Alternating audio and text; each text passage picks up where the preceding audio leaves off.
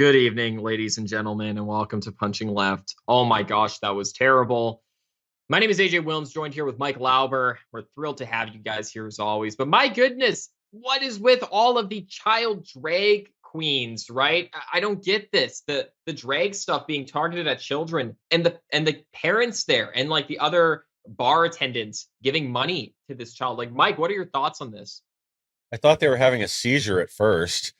But again, like, how can somebody's parents just go along with it and think this is okay? That it's okay to take their kid into a gay strip club, let other gay and lesbian or whatever people shove money in their clothes and think this is normal? Like, I don't understand why like there aren't more like local police and going in arresting Yeah. people over child abuse or indecency or corruption of a minor. Yeah, no, absolutely. And the police should be breaking these things up. And it's very worrying, actually. I was thinking just the other day about the fact that the institution of police and the institution of the military, both of these are being taken over by the left. And this is why you're going to start seeing, a lot of conservatives move away from like supporting police and military. Today we can because they're still by and large good. But the left is trying to take over these institutions like they have with academia and with media and with press and all these other institutions. They're trying to take out all the good cops, all the good soldiers, and put a bunch of like trans people in and like these like people who aren't qualified but only hired because they're like a minority or whatever into these positions.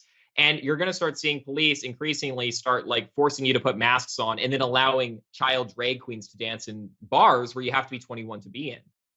Yeah, and honestly, I think that's really what started this all was during the BLM Yeah. riots when you started having cities defund the police or just these other movements where police didn't feel like the city had their back anymore, that they'd Right. be brought up on charges or investigated over something that was like obviously a reasonable use of force. Or you had different cases where police officers were even fired without charges Right. when something like that happened. Exactly. And the question I always ask is like if this police officer is leaving, is the person who will replace them going to be better or worse than them, right? Because I heard right wingers saying like, "Oh, I don't care if Chauvin goes to prison because I hate cops because they make us wear masks." And I'm like, "Well, Derek Chauvin like was not making George Floyd wear a mask and he wasn't wearing one and he didn't care about the COVID stuff. He was trying to like protect the local business from being like basically robbed with counterfeit money. Yeah. And then he got put in prison. Why? Because he wasn't being the cop who makes people wear masks and stuff. So he is being put into prison for the rest of his life. And who will replace him? Probably some like, gay, trans, black woman in a wheelchair who's now going to be a cop. And that person, believe me, is going to make your life worse way more than Derek Chauvin ever would. So the cop in the wheelchair, will they at least get a siren on the back of it so they can pull people over? Yeah, maybe they'll have like it'll be like the paddy wagon but a wheelchair version of it. Yeah, but I mean I don't know what else people would have expected right now as we're basically left with police that will just toe the line and do whatever the government says. They won't think, they won't uphold their actual Yeah. obligation to the Constitution or to individual rights and freedom. And we see this a lot at protests. I noticed with some of these, again, Yeah. drag kid videos that have been popping up over the last week or so that the people that are filming them are being assaulted by protesters right in front of the police, but they won't do anything about it. Right. And this even happens in like Texas. I remember I went to the capital of Texas in Austin once, and I was there for this like to counter protest, or I guess to protest this pro abortion rally. And I wasn't even like talking to anyone. I was just filming, getting footage. And I filmed like this big fat Satanist who was in favor of abortion. She ran over. And I have videos of this on my Telegram way back when this happened. And they start like hitting me with signs and stuff. I get mobbed by this like group of a dozen people and they're all surrounding me and I'm looking over at the cops like, hey, like these people are like hitting me with like their signs and whatever. And I used to do boxing. I'm very used to getting hit in the head. Like it doesn't bother me. But I was like very calm and collected and like whatever, you're not going to knock me out or anything. But I'm looking at the cops like, this is like assault, right? And they're just standing there with their arms crossed looking over at me, almost like they're thinking like, well, buddy, I guess you shouldn't have came around here. And it's like, why aren't you stopping this? Why aren't you doing anything? Yeah, do your job. But that's the big problem right now with the courts and with justice in general. It is one-sided. It's become political. There Yeah. are two sets of laws, two sets of rules in this country. It's really evident when you look at like J6 prisoners and everything else and all the BLM rioters being released or getting reduced sentences. Or just how everything's cast in the media.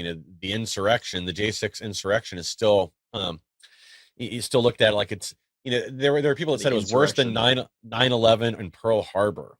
Yeah. an unguided tour of the Capitol.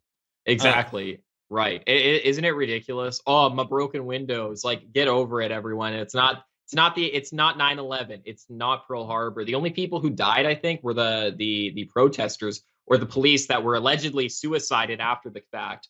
But yeah, nevertheless, I don't know how it is with police. It might be good to have like maybe a former cop come on the show as a guest or something to explain this. But I know with the military, like they're trying very hard to push out all the right wingers, and they're cracking very hard down onto like political extremism and like white nationalism and white supremacy, which of course means anyone who's right wing of like Donald Trump in the military, right? They were apparently vetting people who were conservative to go to the Capitol during the inauguration of Joe Biden. And they were saying like no conservatives can go there. And they were looking at how they voted. Now, I don't know if that's true, but a lot of news agencies were reporting that. And I know even for myself, when I was in ROTC, I was just 1 year away from being like commissioned as an officer, and I had to leave the program because I refused to get vaccinated. So they're doing everything they can to find these things that right wingers do, or whether it's like how they vote, or whether it's their moral, obligations or whatever, like not taking the vaccine. They're using these things to push as many right wing people out of the military as possible. yeah, and there's a story we'll probably cover on our next episode. I didn't get to it yet because there's not enough facts out, but you've probably heard about this, where there is an investigation now into the FBI over political terminations for several agents, and Wow. basically promoting people that support left-wing ideology and doing what they can to remove Christian or conservative agents within the Wow. agency. So again, like details are light on this, but we Yeah. know that the left will weaponize government. We've seen it Yeah. over and over again. You can go back to like the Lois Lerner IRS targeting scandal, where they were going after anybody that was part of the Tea Party or affiliated with other conservative causes, and at the same time streamlining left-wing groups, giving them zero scrutiny. Um, with the EPA. I mean, there's dozens Yeah. and dozens of examples. We covered like three on our last show with Right. the National School Board. But anyway, Yeah. it's normal. Well, and what they're doing is like they're obviously slowly taking over these institutions, and it's Mhm. upsetting because it's like the police and the military and church and family. These are things that traditionally have been more right leaning, and unfortunately, we're going to see what happened to academia, where now everyone in university is like a communist, and now it's very appropriate for conservatives to say, like universities are like full of communists, stay far away. It's all Marxism, and I honestly believe that if we don't combat the left wing influence in our police and military in a few years from now, maybe in 10 years, 20 years from now, we're going to be looking at the military like, don't join the military. That's full of Marxists. They're insane. They're all globalists, like, stay far away. And we're going to have the same view of the police and military, maybe even some churches that we do today of like the media and Hollywood, how we say it's irredeemable. The left completely took it over. We don't want that to happen to these last few institutions and centers of power that we have left on the right. Yeah, I think if we don't start pushing back soon, pretty much it's going to be it'll be a requirement to be some part of the LGBTQ rainbow just to join. It'll be the opposite direction. They won't want any Yeah. normies in there with their their bad ideology, their wrong think. Right. Well, and it's upsetting too because it's not based off merit. It's based solely off this like political correctness or following in line with like the political agenda. Because like again, back when I was in ROTC, I transferred in, so I was like the newbie. But even with that said, competing against people who had been in the program for years before me, I was still one of the top in my classes and had some of the best grades of anyone else in the program. And I went to a university where it was like the top 10% of cadets came out of my university. So I was competing among easily the top 10 to 5% of people in the nation who were going to be officers. But net, I'm disqualified, not based off merit or anything, but based off my religious obligations to not take the vax. I said, well, can I put in a religious exemption? They said, you can, but it's worthless. It doesn't count. They ignore them. There's one single religious exemption for the entire military that was approved out of the tens of thousands or thousands and thousands that have been submitted. Yeah, and like this is kind of the other way the left wins in cases like this. Like I do know recently they finally were forced through the courts to acknowledge some of these. Like there was an officer in particular that finally got his case heard, and he won, but Yeah. they drag things out through the courts. They beat you with lawfare. It's the Yeah. same with like a lot of these, again, like the J6 people. I don't think we talked about this on air, but like Brandon Strzok talked about this. Like he just finally settled his case for being arrested and charged with crimes while he never entered a building at the Capitol.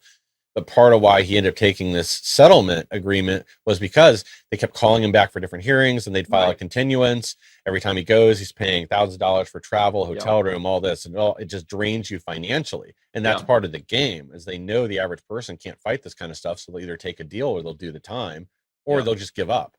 Yeah. Yeah. And it is a lot of money for us. And unfortunately, we don't have the same fundraising networks on the right. And nor do we even have like the dedication, it almost seems like, to give money to each other. On the left, like, how many times have I seen some dumb teenage girl give money to Black Lives Matter or Antifa or whatever the trend is at the time?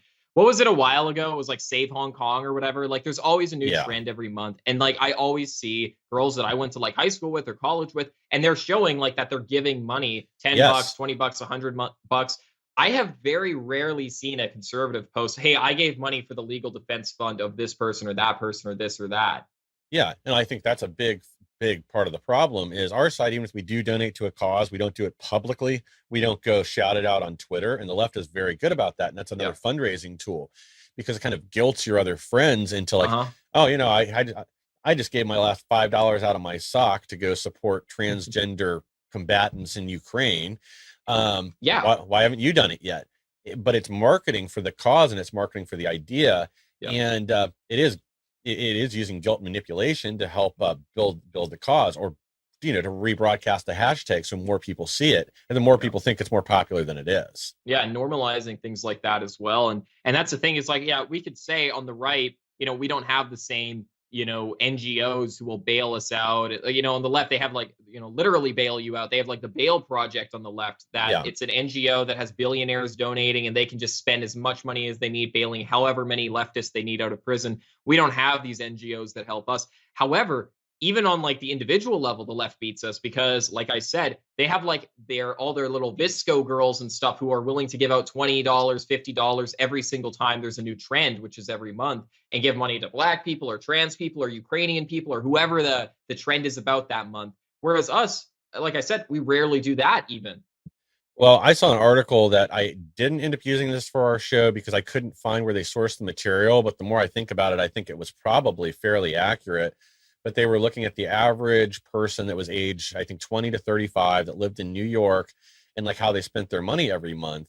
And the part that I didn't buy into, but I am more now that I think about it, was how much they donated to charities and other causes, because it was over 10% of their monthly after-tax income. Wow. Um, but again, if you're running with that crowd, and in your conversations on Telegram with your friends or whatever, you're like, oh yeah, I just gave $50 to Right. the what's the um Ruth Bader message? Ginsburg. Yeah. What's the charity that's like terrorizing the justices right now? Oh, The I don't know the name of them. message from Ruth. I can't think what it is now. Oh, But yeah, right. Yeah. yeah, Yeah. What is it? Ruth Message sent from us. Youth or whatever? Ruth sent us. Oh, man. Yeah, I just gave $50 to Ruth sent us. Oh yeah, I'll do that too. So it starts adding up. Even if you're doing this on a weekly basis, before you know it, by the end of the month, you spent $300-400 donating to different political causes, because Right. that's what your friend do. You do that to hang out, since you're sitting alone in your apartment with your mask still on. Yeah, amen to that. Well, we have some new news from Mr. Joe Biden, and why don't you tell us what's going on here? Or this is with, I guess, in regards to the Supreme Court, which is a good segue into this Yeah. story here. Yeah, armed California man arrested near Supreme Court Justice Brett Kavanaugh's house. This guy flew out there from California with a Glock 17, 2 magazines, a knife, hammer, zip ties. I can't remember what else. Basically, I guess he planned on breaking into Kavanaugh's house, Jeez. kidnapping him, taking him out to the woods, and killing him because of his stance on abortion. Uh, Luckily, because there are still some armed guards by the justices' houses, I think mostly being provided by the states they actually reside in. Wow. He got cold feet and actually turned himself in, didn't even attempt to do anything. That's But odd. yeah, well, he probably decided he didn't want to get shot if he approached the house, if it's really got security all the way around it. Or maybe the guy is just a lunatic. But again, the story will be swept under the rug. I'm surprised they haven't made another push for gun control using this guy as an example again, bringing an illegal gun into DC. Yeah, well, yeah, exactly. Well, you know what I don't understand is like, the left thinks that, worst case scenario, if they're right about everything about abortion and it's not a baby and it's not a human life and all this, and they think that we're just trying to control women because we're evil misogynists or whatever, Is that really warrant murdering someone? Like not letting women get abortions, even if they're right about abortion. Does that really justify killing someone? On the right, we think you're killing babies. So if like a right winger, not that they should do this, but if a right winger tried to do something, I'd be like, oh, well, he's trying to murder a murderer. So it works in my brain. But they're trying to murder people who want to just not let people have more bodily autonomy. Like it doesn't seem justified, even if all of their facts are correct. You know? Yeah, I think the left's absent logic in a lot of their arguments, and that's part of why they don't want to debate anything in a real sense. That instead they either shift the focus to a different topic, or they try to, somehow connect it to racism, sexism, or whatever. Yeah. Because they don't want to fight with the cards they're dealt. Their their positions aren't grounded in real principles or anything No. else. A lot of it is just self-centered nonsense or stuff that's been pumped into them they're supposed to believe. Yeah. Well, and you make a good point that they don't want to debate. They just want to call you racist, or they want to call you whatever name they can that's like popular at the time to shut you up. Remember when xenophobic was a thing back in like 2015 and 16, and that's what people were being called all the time? I guess that kind of went away, and now it's racist again. I think that term will always be around. Interestingly enough, I don't know if you knew the origins of the word racism, but it actually started with Leon Trotsky, or he certainly popularized it if he didn't coin it himself. Mhm. And he was obviously a communist, and it was used as a slur. It wasn't used as a descriptor like it isn't today. Still, it was just simply used as a slur because the Russians were like, "Wait, open borders? We don't want like the communism has open borders and no money and no economic system. Everything that doesn't sound good. We want Russia for Russians." And they're like, "No, that's racist. You're racist. Let us bring communism into your country." So interesting origins of the word. It's still used the exact same way to shut people up when they want to rebut your points. Yeah, that's very interesting. I remember hearing that a long time ago. I guess I forgot all about that. But this whole thing with Kavanaugh is, again, just ridiculous. Like the Biden administration won't respond publicly. They may have by today, but doesn't address it at all at his press conference. Instead, in his press secretary, she doesn't talk about it either. Instead, she just sent out an email to a few reporters saying this is bad. So no public statements on it. But again, like we already know, everybody's probably seen the video of Chuck Schumer calling for what a whirlwind of rage, or however he phrased it. They've unleashed a whirlwind by threatening to eliminate Roe v. Wade. So we know their thoughts of it. The left uses violence in place of words, whereas our words are violence to the left. Well, and it's the same thing. We talked about this on a previous show where I brought this up before, and it relates to what you said of them having no principles. Chuck Schumer donates to a pro-life organization in Israel, and then he promotes abortion in America. And to me, it's like, just say you hate Americans because you're obviously pro-life in your personal life because you're donating and giving money and supporting pro-life organizations in a place where you feel a kinship to. But when it comes to America and like the American people, you want them to have abortions. And that's how a lot of these Democrats act, is they're like, America sucks and they're evil people. And in some ways you have to think, do the Democrats literally just want to kill us? Or at least some of them, like Chuck Schumer, who says, I'm pro-life, I understand it, I'm going to donate money to pro-life groups. But for the American people, I want their babies dead.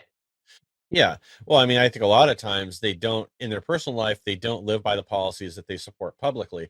And something we see over and over again. Like I remember during the 2016 Trump campaign, when Hillary Clinton started going after something Trump had done on his taxes, moving, I think it was charitable donations and writing them off.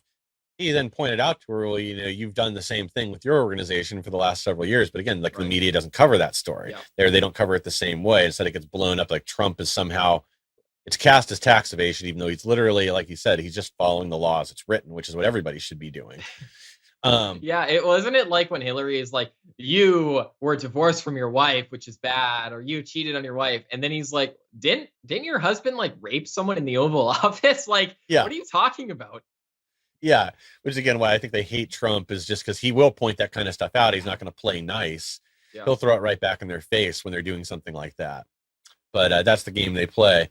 So even though they actually had 100% support in the Senate to pass a legislation that would finally force the federal government to provide security for the Supreme Court justices, Nancy Pelosi still will not bring it up for a vote in the House, even though it is thought that they do have enough Democrats at this point that are willing to go along with it, that they wouldn't be able to stop the bill, but they have over a 50% majority, because obviously there's probably not any Republicans, even some of the weak ones in the House, are not going to vote against something like this that has an obvious purpose.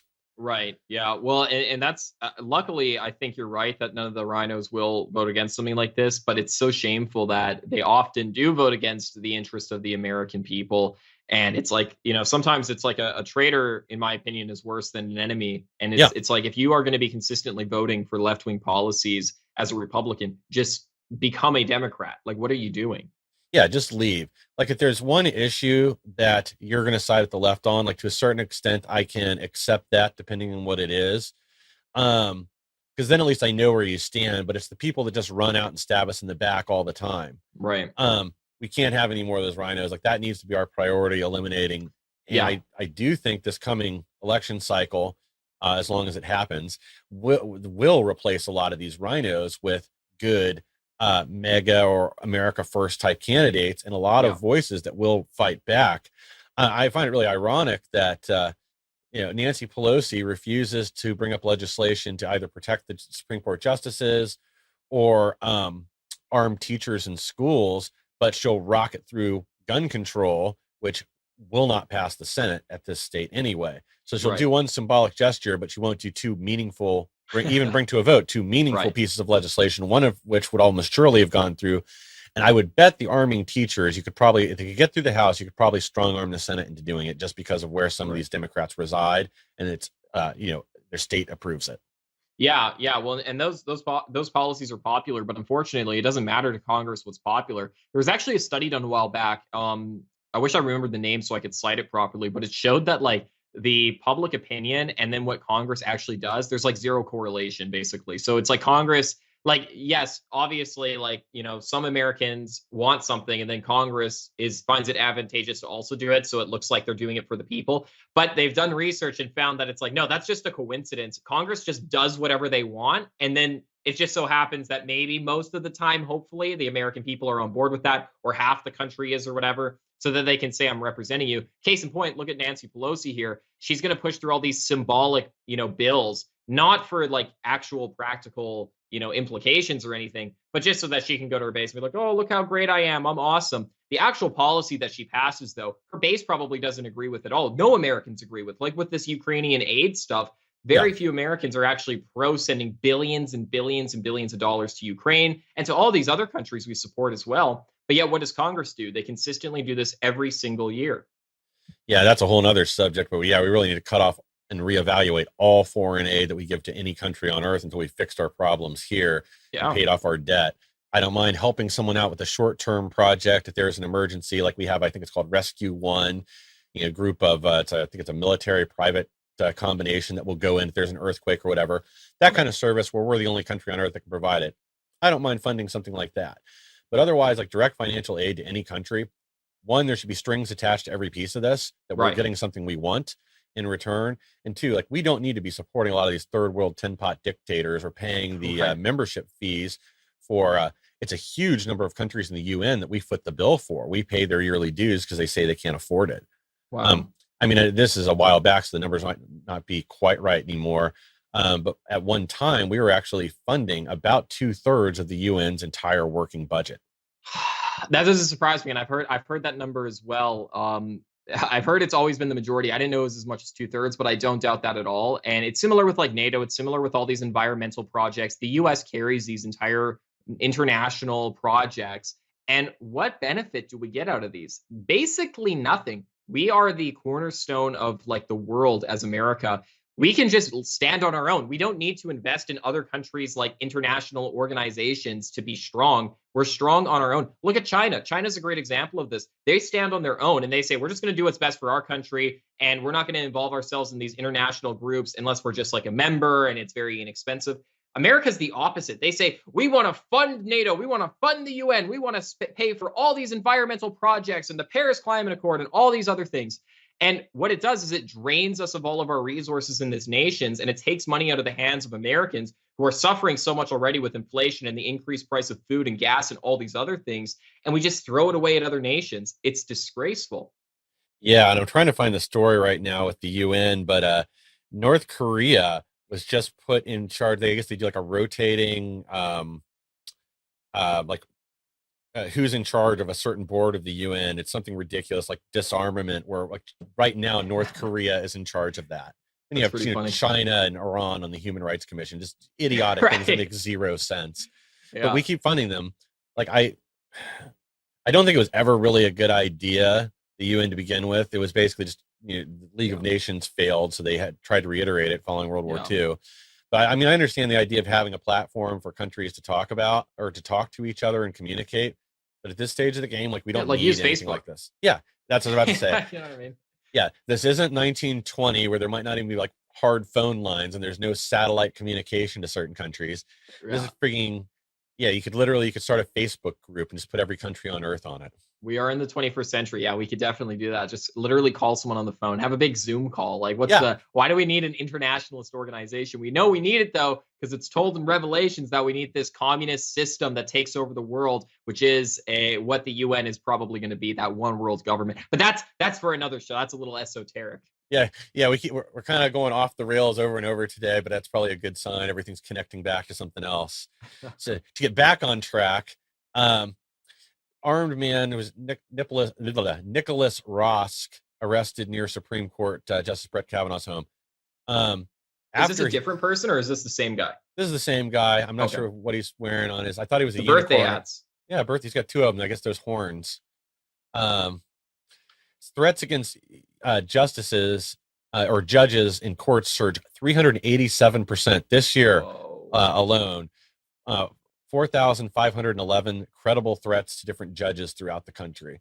That's And insane. so it's another example of like rule of law just falling apart. Right. Um, and after this jackwagon here was arrested, same day, another pro-abortion activist sends special message to Kavanaugh's wife and kids, threatening to assassinate them as well, or to Dude, this target is them. insane. And Yeah. like literally the Supreme Court is just like if Roe v. Wade is overturned, all that happens is the states get to decide whether abortion is legal or not, right? And most Yes. states are probably going to have something in the middle where it's like legal in the first trimester or whatever. Yeah, you're going to have states like Texas. And even in Texas, they have like the heartbeat bill and things like this for the first 6 weeks you can get abortions. They're like taking the leftists to like this level where they say every single state in America needs abortion until birth because that's what it is under Roe versus Wade. There's loopholes to get abortions in any state up until birth in every single state in America under Roe versus Wade. So if Roe versus Wade gets overturned, yeah, states can make their own laws, but I think still, places like California, New York, Hawaii, these blue states, you're still going to be able to get abortions up until birth. They're still talking already about having what is it called? Infanticide, right, Mike? You brought up multiple times, multiple states, multiple politicians endorsing like abortion after birth. Yeah, and actually, there's a fourth one that's about to bring up legislation on that now too. That will allow, I think it's up to 7 days after the child's born, the mother can, bring them back in and have them terminated if they decide they don't want the baby. But this is the left always likes to say, they want democracy and whatever until democracy isn't in their favor, until the majority of people don't want what they want. Then you become a threat to our democracy because they don't really mean our democracy. They mean their will. What they want to achieve. Yeah, 100%. And it's crazy. I remember watching that movie 300 when I was a kid, and they like throw the babies that are like not strong enough into like the pit to die or whatever. And I'm like, how on earth could anyone be okay with that? Like, how did they live at a time when it was acceptable to like kill babies? And then in America, like we're not even killing the babies that like won't be good warriors or upstanding citizens. We're just killing any baby we want. It's like, not that ever killing babies is okay, but at least they had a reason in Sparta. In America, it's like, I don't feel like raising a baby. So you just kill it, and you can kill it after it's born, almost in some states.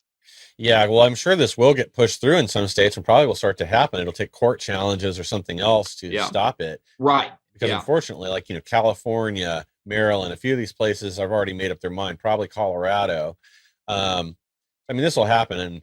And again, it's probably going to be drafted in additional states. Like I think like Ohio is talking about putting in another trigger law that will essentially eliminate abortion here. I think it's based on the Oklahoma law, so it will allow for like cases of rape and incest as long as there's a police report. But otherwise, it'll eliminate it in this state as well. I know there are other states that are pushing similar legislation through. But I do think this is going to become a giant divide, probably going into the next election cycle, the 2024, Because even Yeah. if this court ruling comes out in the next week or next few weeks, you've already got the Department of Justice saying expect a summer of rage, increased protests and rioting, blah blah blah, because of Yeah. this. So I don't think it'll be as big of an issue in this coming election, but the next time, that's when they'll try to organize the fight back, especially if it's a Republican landslide, which more and more that's what it's looking like. Right. Yeah. Well, people do need to get like more radicalized. That's a terrible word to use. People do need to get like more into politics because there's so many apolitical people. And if there is giant riots in the summer, just like we saw with the BLM riots in 2020 during the summer, people really moved right wing. A lot of normal people kind of got red pilled during that era because they saw how much destruction there was when you have like a weak Republican government that's not willing to stand up, when you have Democrats who rule these cities who are allowing this to happen and telling police to stand down. A lot of people saw that and they said, I don't like this. There needs to be change, and not change like to fund the police and, have open borders, but change as in let's have some law and order and some true, conservative or traditionalist values here. That I think is going to happen more and more as our country becomes more polarized. So with the riots for abortion, I say bring it on. I think you're going to convert a lot of moderate people to being right wings if you start burning down homes because you can't have your abortions, you can't have your child sacrifice. Yeah. Well, I mean, we're already starting to see this now, that since this ruling was leaked and it's become more evident, like majority of the country doesn't think that you should be able to support or be able to go protest in front of a judge's house to try to um, change the ruling. Even Right. Democrats, there are a lot that are behind that think that's over the line. Um, and so support for especially late term abortion, anything after the first trimester, has just fallen off a cliff because it has highlighted it Yeah. and brought it up to everybody's attention. Even support for still legal abortion has fallen dramatically in the last couple of Yeah. months since this was leaked. And So this is in spite of like all of the pro-abortion education that you'll receive like in school and stuff. Like when I was in high school, I was told by my, the health teacher that came in, there was like a special health teacher who came in and spoke to us, that abortion was a legitimate form of birth control. And that's what they told the class. They're like, oh, there's like the pill and there's this and there's this and there's this. There's abortion, right? And it's like, imagine if we were teaching in schools, these are the stages of pregnancy. This is what a human life is. This is a human life at the beginning of conception. This is how it grows. There's a heartbeat at 6 weeks, which is in the first trimester. If we were going through all of these things, like now the hands and the fingers that you have on your hands right now, the exact same ones that you had in your mother's womb when you were just 10 weeks, 11 weeks, 12 weeks old. If we were to be teaching that in school, imagine how low the numbers would drop then. yeah, and that's the thing. Like they do want to continue everything to be one sided, where they control issues like this, and they're not able to get our side of the message out in schools. I mean, that's a literal battle right now. We've seen them fighting back, pushing back against CRT, claiming that's not in there, that they don't teach a CRT class.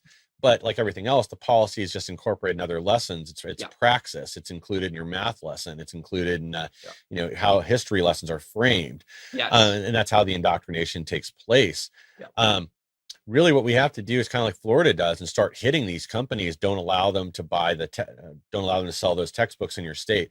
Yeah. I think Texas is also working on legislation like this now as well, requiring other things in the curriculum that do force a pro-American message to come out. It doesn't even need to be a conservative or whatever, just Yeah. reality Yeah. and reality of what we are. Yeah, because that's the thing. Like, why don't we just teach like the truth? Like, I'm in favor of just teaching whatever is true, Yeah. whether it sounds good or bad, right? And let people make up their own minds and, through their own ethics, ethical perspectives and their own religions and whatever, and their own upbringing, they can interpret how, good or bad something is. But let's just give them the truth. Like, the truth is not that the Americans like slaughtered all the Native Americans and genocided them. There was no genocide of the Native Americans where Europeans came and just started killing every single one they saw. There was wars, of course, which, there's always deaths in war. There was 700 different tribes. All of them were fighting each other and didn't like each other. It's actually kind of bad to group them all together as one group, because it would be like saying, oh, all the ethnicities in Europe don't exist. They're just Europeans, right? Well, it's a little more complex than that. And that's how it was with these tribes. So there's a lot of misinformation and blatant lies that were taught in education. Let's just teach the truth. And then if people like want to come to conclusions based off the truth, that's one thing.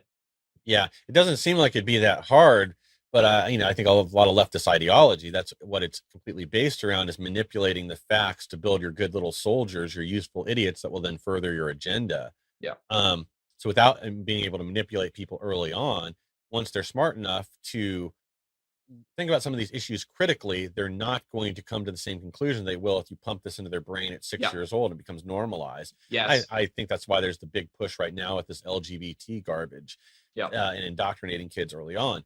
They have to. Yeah. Especially with the drag queens and stuff, because they look like scary. Like they don't look very appealing. You wouldn't look at a drag queen like especially when they talk like normal, because like it's not like transgenders who like they talk like this when they're girls. Like it's like the drag queens are like, "What's up, bro?" And it's really off-putting. It's very disturbing on every level, how they look, how they sound, how they act. So if you expose little kids to this and normalize this from an early age when they don't know any better, I think that's an amazing point, Mike. I think that's the purpose of what they're doing. Well, yeah, and I think I think we really ought to start casting it as it's no different than wearing blackface. That this is if you're getting dragged, this is like blackface of women. That Yeah, right. it's a sick interpretation and a falsehood that should be eliminated from our society. Yeah, it's like the TERFs say, the trans exclusionary, or what do you know what it stands for? It's trans exclusionary feminists or whatever. Yeah, I'm so bad at those acronyms. They're like the lesbians or the feminists who are like against trans people, because they're like, you can't just be a guy and be a girl. Like girls are tough, girls are like, strong, girls are independent. You can't just be a man and be a girl. Girls are special, which I kind of respect in some way, because it's like, yes, women and men are different. And I'm glad, like, the feminists, I think they act manly to be feminist, which is stupid. But if feminists were like acting girly to be feminist, that would be awesome. And then they said, no, you can't be a man and be a girl. It doesn't matter if you put on a dress or a wig. But that's kind of a funny little dispute within the LGBT. There's an ongoing civil war, as their word. Yeah. Well, I mean, at the end of the day, there is objective reality. Yeah. They are obviously not men or women or whatever. They are their biological sex. Like the few cases of somebody. Do you know what the numbers are with somebody that is actually born like intersex? It's like 0.01%. And oftentimes people think that means you're like split down the middle. No, it means like you're born without ovaries, but you still are a woman. You just don't have ovaries or the hormones, right? There's various characteristics. I took a human sexuality class for psychology when I was in university, and there's different characteristics. Them, your chromosomes is one of them, your ovaries, your internal organs are one of them, your external organs are another one. There's a list of various different characteristics. So if you're intersex, usually you have like 3 or 4 of those. So you'll be a woman, you just won't have ovaries and maybe like the same hormone levels as a normal woman. But that's not to say you're like split down the middle like people think. Yeah. Well, like something I'd read about this a while ago, way before it got to the level it is now with the insanity, was that a lot of people that don't have any idea that they are intersex, like legitimately intersex, until they go like get married, maybe start a family or something like that, and then go to a doctor, and all of a sudden it's a big shock to them. Like there was a story a while back with was an Olympic runner from I think South Africa that had no idea until they were done doing testing. They thought they were like doping or whatever because their testosterone was super high. Yeah. And see, that's what it is, right? It's like you're a woman, but you have high testosterone. So it's just kind of a weird thing. But it's like you're still basically a woman. Like, you look at it, you look at the person, you're like, you're a girl. You know what I mean? Yeah. Yeah. So again, like it's not the norm, and that's not who we're talking about. Right. But like everything else, the left always likes to conflate the outliers with what the real condition or the real problem is to try to further their agenda. Right. Yeah. Again, and I should probably clarify what I said too. It's not that if you look like a girl, you're a girl, right? Because like I said, there are like biological measures we can use. The most easy is like XX or XY chromosomes. And even in the rare exceptions, like Mike is saying, of like intersex people, there still are biological characteristics you can look at. And that's when it's like, okay, you're kind of in the middle, but like you clearly look like a woman. You have external reproductive organs of a girl. You have internal organs of a girl. Like you're a girl. Yeah. And again, like if that's what we were really talking about, I think we could actually come to like a lot more reasonable compromise. Yeah. But that isn't what we're talking about. No. It's the slippery slope thing again, that, of course doesn't exist, even though we can illustrate it over and over again. Yeah. And isn't it kind of bad that they're using intersex people? Because like, I don't know personally, but I know my mother knows someone who's intersex, and they just like get used like pawns by like transgender people who are like usually just dudes like you or I who get, then say, oh, I'm going to be a lady. Right. And it's like, why are you using like these intersex people who, like you just mentioned, like they usually don't even know half their life or maybe their entire life that they are intersex. until they go get like, genetic testing done for whatever reason. They just Yeah. live according to, what they biologically look like. You know what I mean? Like they're like, hey, I clearly have like boobs and other organs that a woman has. I'm obviously a woman, even if I'm missing my ovaries or there's a chromosomal abnormality. So, but they're being used as like a prop to make the argument for like normal guys becoming girls, Yeah, and again, it's all just to placate to some sick fantasy that a small percentage of people that Yeah. need really what they need is mental health care. Yeah. It's just to placate to them. And I still don't understand how, like, if you can't accept who you are and the gender you were born as, how am I supposed to accept what you're pretending to be? Right. Yeah. That's a really good point. But what would I know? I'm only a doctor. I'm Right. not a doctor. Exactly. Just to Doc, clarify. doctor of I was gonna say like doctor of racism, but I'm like, no, Yeah. that's what young people say. That Mike probably won't get that. He'll be like, what? No, I'm not. Yeah. Like, like the CEO of misogyny. I'm the CEO of race. Anyways, I'm sharing the Zoomer humor with Mike. Yeah. Most of the audience might not get it. But something that the older generation who are watching, we love our boomers, will understand is the complete mess up that Joe Biden and Kamala Harris are, with gas prices hitting a total of, I mean, in some places, I heard it's up to $10 in California. Yeah. And what is this on average now? Is $5? Yeah, nationwide, we crossed the Rubicon. We're at over $5 a gallon. Like out here where I live, I saw it at about 5.20 yesterday. I haven't been out to drive around yet today. But I mean, and it's getting worse. So, like, I also saw Jet A is up to $10.50 per gallon. So if you want to fly anywhere, get prepared to pay a lot more for tickets. There is a diesel shortage. We're already talking, if that spikes over $10 a gallon, it's just absolutely catastrophic nationwide, for both shipping goods, and we're already having shortages and supply problems. I mean, it's getting to be unreal with the fuel situation. Yeah, and somebody brought up to me just the other day on Instagram. They sent me this. They wanted us to talk about it. The food shortages in the U.S. and all these food distribution plants being burnt down. I have some statistics for that. Maybe we'll talk about it next show. Yep. But it's crazy to see how many, and we've talked about this before on Punching Left, how many like food distribution centers and like grain processing centers and such are being like burnt down and destroyed. It's like 20 times higher than ever before of the like disintegration or destruction rates of these facilities. Yeah, and I've heard now, and I haven't had a chance. We'll organize this for the next show. Is now there's a lot of large farms that have had mysterious fires. Again, one or two, maybe it is an accident, a lightning strike, or just one, insane arsonist. But it's several over the last couple of weeks that have been hit with fires, and it's starting to look very, very suspicious. Yeah. Or the train derailment that was in Canada a few weeks ago, a huge amount of potash, which is a fertilizer component. Basically, the entire train load was lost. Railroads here cutting back on distribution so people can get what they need. Brazil, I read this morning, they're having an issue with where it's not the same. I don't remember what fertilizer, some ammonium nitrate component. And same with Ukraine and Russia, right? Yes. Well, that's kind of what's causing it. Is so Russia was the world's largest supplier of potash and other components to go into fertilizer, and now they're just refusing to sell, or only sell it in rubles.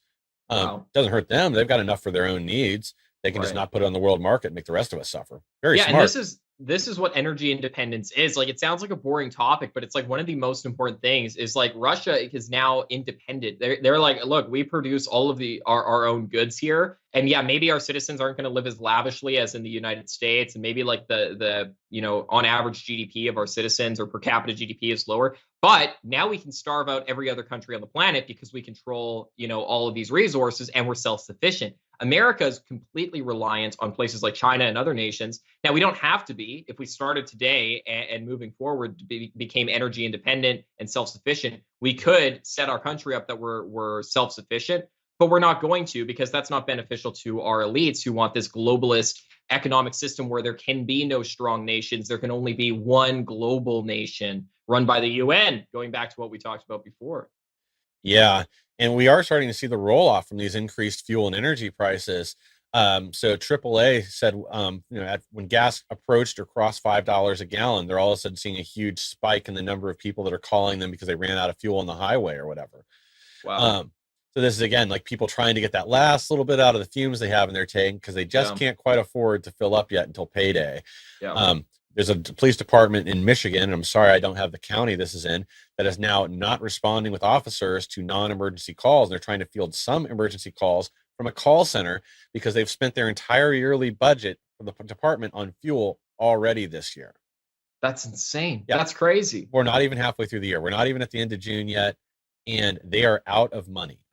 Wow. Yeah, yeah. And it hurts, going back to like the individuals running out of gas, it hurts to fill up your car, man. I hate having to go to the gas station now. Before, when Trump was in office, gas was like it was in some places it was as low as like $1 in some, right? And Yeah. it was like $2 near where I was. So I was like, I love this. This is awesome. I was like, babe, we're going on a road trip. I don't care where. Let's just drive. It's like practically free. Now it's the exact opposite. I'm like, I'm not leaving this house.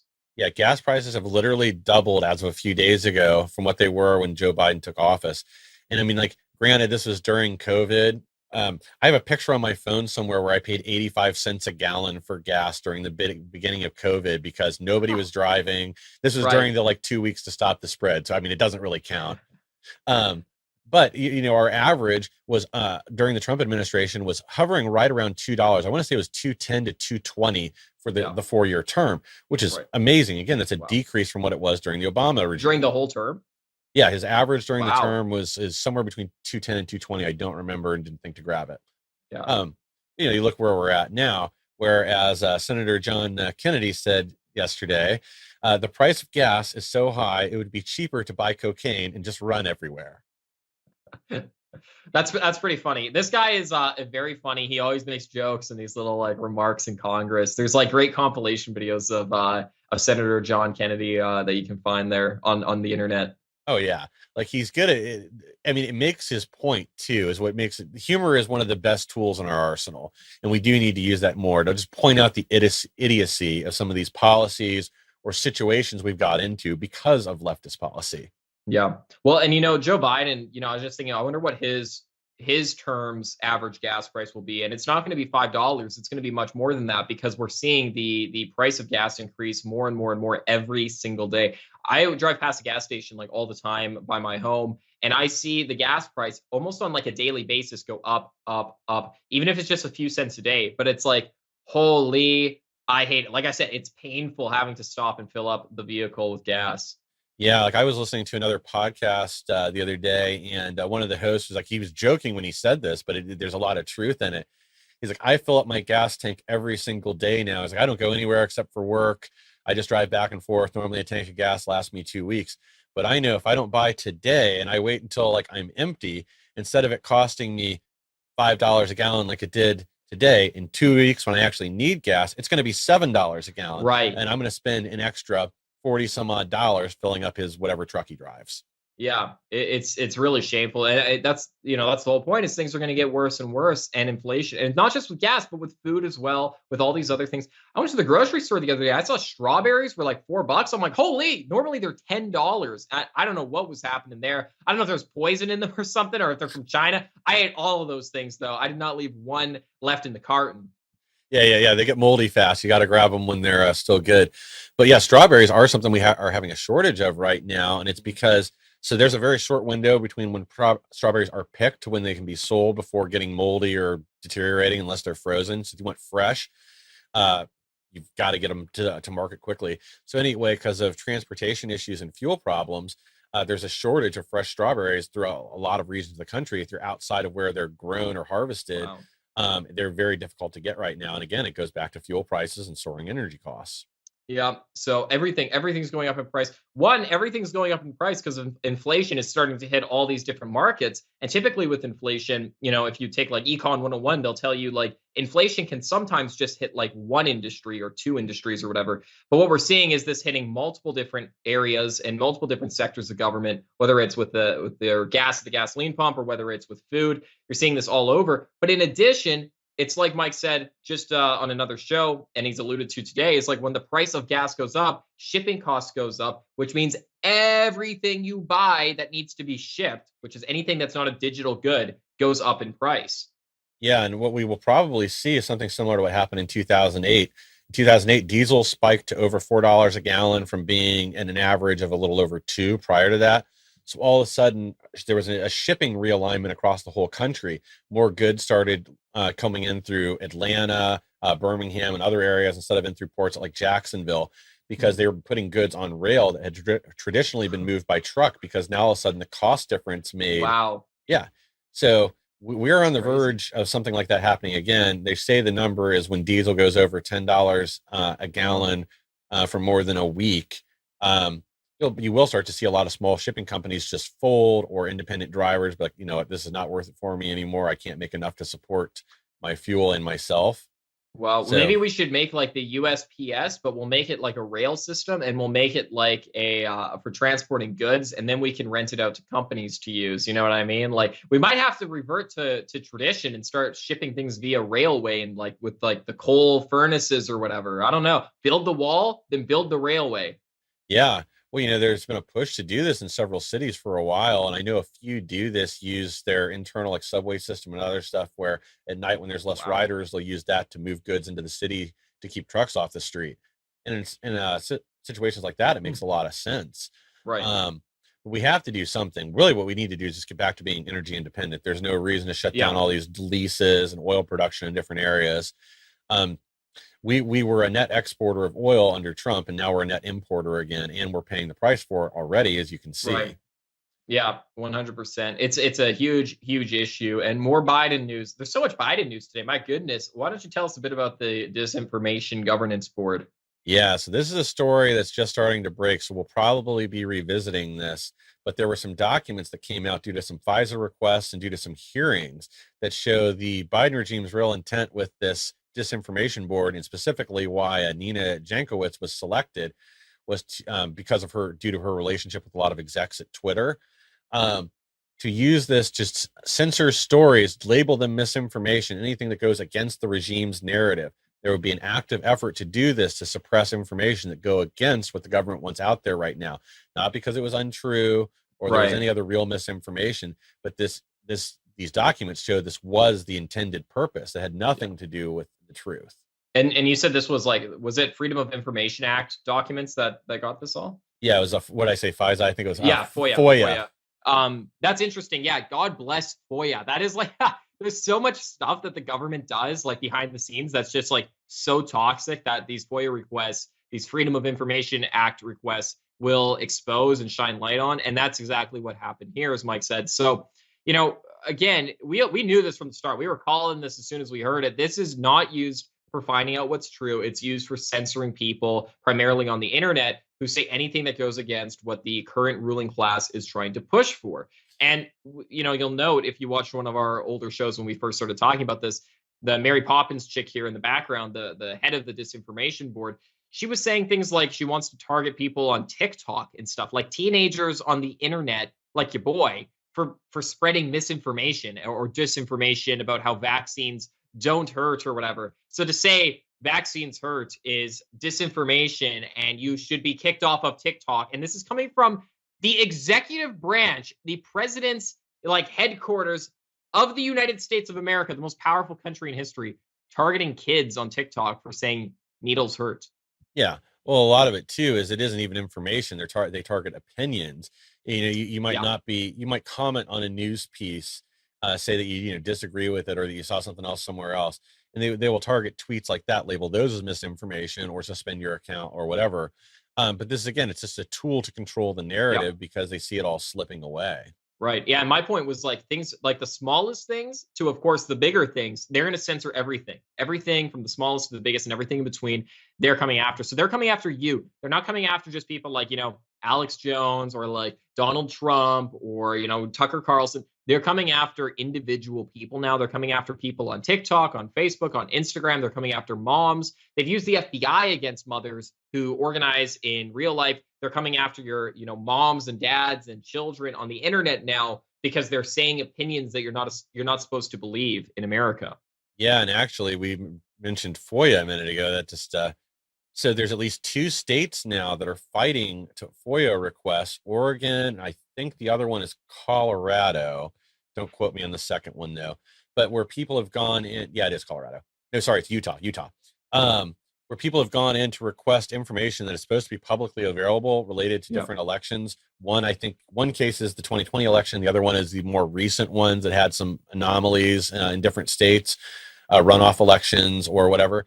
But anyway, the state is now trying to weasel out of having to hand over this information, Right. either saying that it would be security sensitive or would open them up to hacking or other things.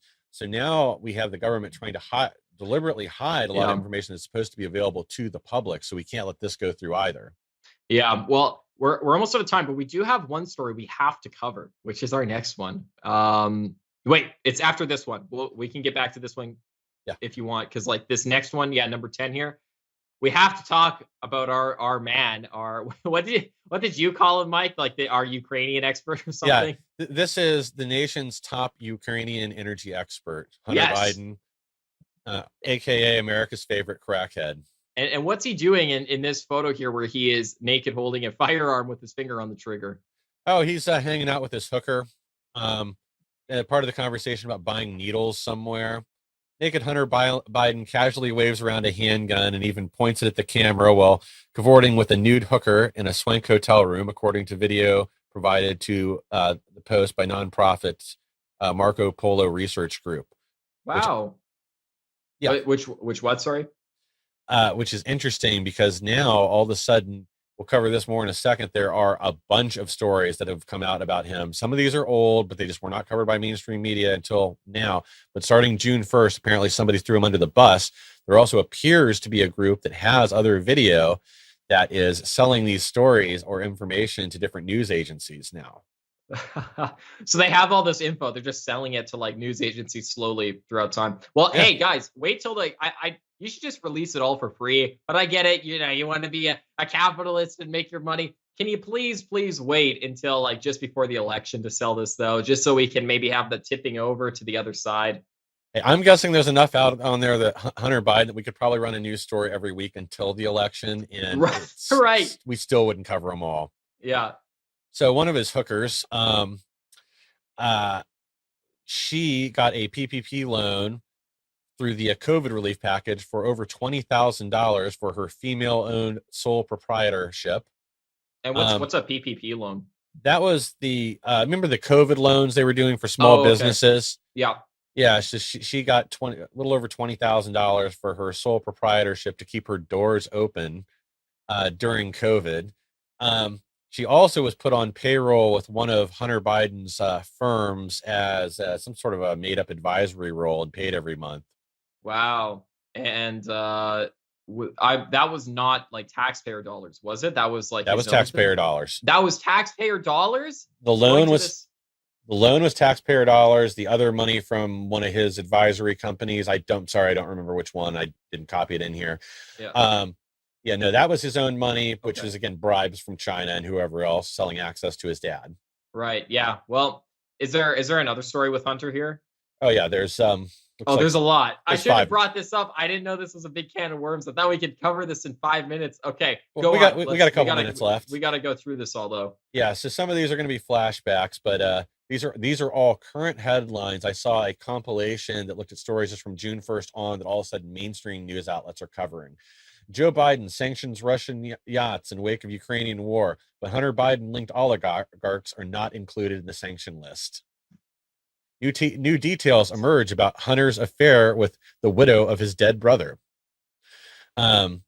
President Joe Biden refuses to provide Secret Service protection to Hunter's love child, which, if you don't know, Hunter Biden has a kid with a stripper in, is it Alabama, that he fought in court, child support, eventually did lose, but then the poor kid also did not get a stocking at the White House, even though the rest of Joe Biden's grandkids did. Oh no! Are you serious? Yeah, they left him out from the stockings over the fireplace at the White House. That's or just her. Cruel. This Biden family is messed up, man. Like, could you imagine like just being associated with Hunter Biden in any degree? Like, whether you're like the ex or whether it's your father or whether it's your son. I would not want to be in any way near the proximity of Hunter Biden. No, I wouldn't even want to be his coke dealer. Yeah. Well, wait, was it was it Hunter Biden whose coke dealer was like, bro, you got to slow down. No, that's another story. Yeah. Anyways, yeah, I wouldn't even want to be this guy's like roommate or his like. I wouldn't want to be the cashier at a restaurant, or I guess there's not cashiers at a restaurant. I don't want anything to do with this guy. I wouldn't want to go anywhere near the dude. Yeah. Can you imagine being like the Secret Service agent assigned to his protection detail? Right. Probably Yeah. think go home and take a long hot shower every day just to clean the filth off yourself. Yeah. I know. Imagine like shaking his hand and you're like, I don't know where this hand has been. Oh, geez. Oh yeah, that too. I'd definitely be wearing gloves and a mask. Yeah, right. Yeah, all the Secret Service, like Hunter's like, why are you guys wearing masks? Like, you guys still believe in COVID? They're like, no, we don't believe in COVID. We believe in you, Hunter. Yeah, like no reason. So one of Hunter Biden's business partners in his primary firm is on the White House logs visiting Joe Biden 19 times, which again, very suspicious. Hunter Biden uploaded his own videos to porn site, texted his dad links. Okay. Again, like that's just sick. And this actually goes back to another story I didn't grab a headline for. I think we touched on, but apparently Joe and Hunter Biden also shared a cell phone number. It was linked to two phones, which is not normal. And it could have been the other way around too. I mean, Joe Biden could have been sending Hunter Biden links to whatever porn he was looking at on Pornhub. Who knows? Honestly, with the Biden family, Yeah. it's always you know, I'm at a loss for words. It's always like clown world with them. It's clown world in America in general. But Yeah. I think that's all the time we have for today. So with all that said, thank you guys very much for joining us here on Punching Left. Please find us on all of our social media at punchingleft.com. Subscribe to our Telegram channel. If you go to punchingleft.com, you'll be brought with all of our social media accounts. Please go subscribe to all of them, but especially the Telegram channel, which is at the top. It's where we notify you guys that we're live. We'll post clips from the shows and other things there as well. You can follow us on punchingleft.com. Follow us on Telegram and see what we're doing, other projects we're up to, and everything else. All that said, thank you guys very much for joining us here tonight. God bless each and every one of you guys. Take care. Thanks again. We'll see everybody soon.